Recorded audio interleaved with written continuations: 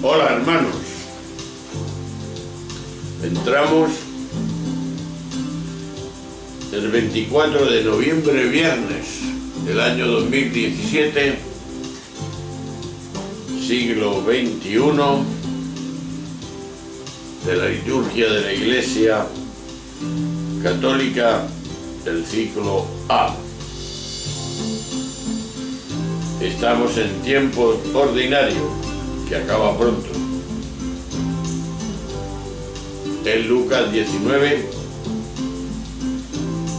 45 al 48. Dice así: en aquel tiempo entró Jesús en el templo y se puso a echar a los vendedores, diciéndoles: escrito está, mi casa es casa de oración, pero vosotros la habéis convertido en una cueva de bandidos. Todos los días enseñaba en el templo. Los sumos sacerdotes, los letrados y los senadores del pueblo intentaban quitarlo de en medio, pero se dieron cuenta de que no podían hacer nada porque el pueblo entero estaba pendiente de sus labios.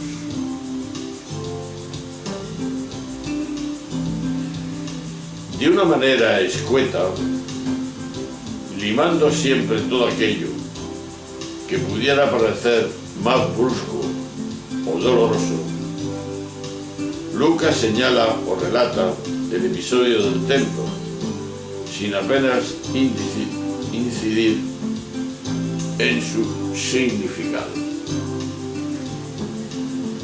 Por nosotros evangelistas sabemos que esta acción de Jesús puede entenderse como una parábola realizada,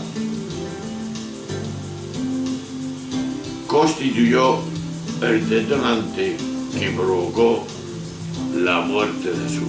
Iban por ellos, dice el texto. A eso mismo puede referirse la alusión que hace el propio evangelista al intento de los sacerdotes, los letrados, escribas, los senadores ancianos de eliminar al maestro de Nazaret, Jesús. Serán precisamente esos tres grupos los que en su momento tomen la decisión de condenarlo en el Sanedrín. Lucas valora el templo hasta el punto de hacer arrancar de ahí la historia posterior que desarrollará en el libro de los Hechos de los Apóstoles, que entienden como continuación de su relato evangélico. Quizás sea su propia visión la que impida ver que la reacción de Jesús, tal como subraya el cuarto evangelio, significa que el templo y la religión son trascendidos. Para la comunidad juánica no hay que adorar a Dios ni en el templo de Jerusalén ni en el monte Garazim. Lo dijo Jesús en su manifestación que nos relata Juan 4, 23, 24. Y era esto que sabemos.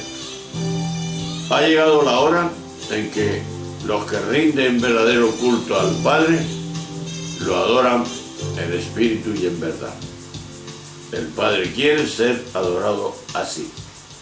Dios es espíritu, y los que adoran deben hacerlo en espíritu y en verdad. El templo, la religión, se convierte en una cueva de bandidos, dice el texto, siempre que se absolutiza.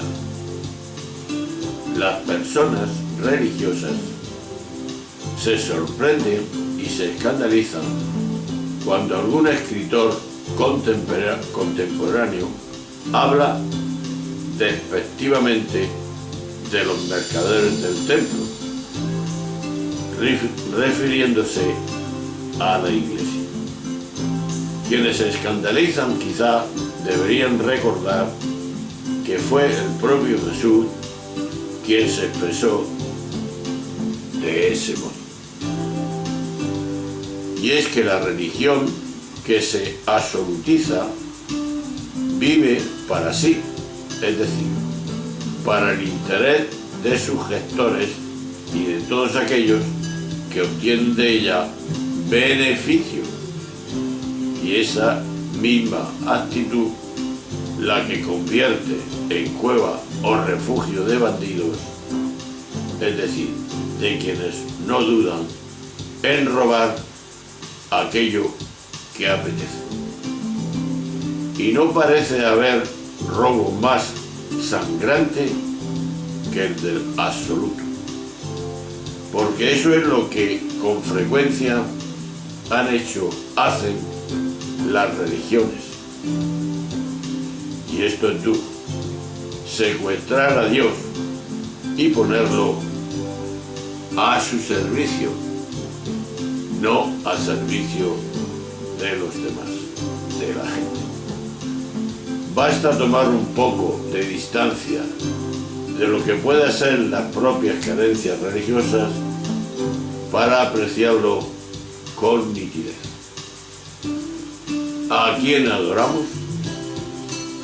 ¿Vivo a Dios o a la religión en beneficio propio? ¿Cómo lo hago? ¿Qué es lo que vivo? Ese es el gran hándicap de nuestra pregunta hoy. Veamos más. Este episodio es uno de los que más impresiona a los cristianos de todos los tiempos, hoy y siempre. Está atestiguado por los 4 evangelios.